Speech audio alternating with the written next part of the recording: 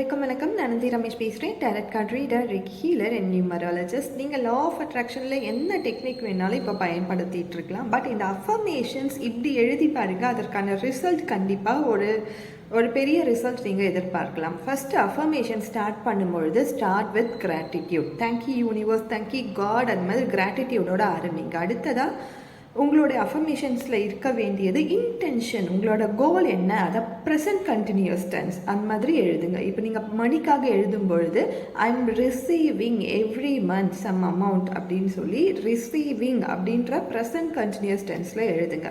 அடுத்ததாக உங்களோட ஃபீலிங், எப்படி நீங்கள் அதை ரிசீவ் பண்ணுறீங்க, எஃபர்ட்லெஸ்லி, ஹாப்பிலி, ஈஸிலி அப்படின்னு நீங்கள் எழுதுங்க. அடுத்ததாக முடிக்கும் பொழுது உங்களோட எமோஷன் என்னவா இருக்குது, ஹாப்பியாக ஃபீல் பண்ணுவீங்க இல்லையா, so I am happy now அப்படின்னு முடிங்க. ஸோ இந்த மாதிரி நீங்கள் உங்கள் அஃபர்மேஷன்ஸை எழுதி பாருங்கள்.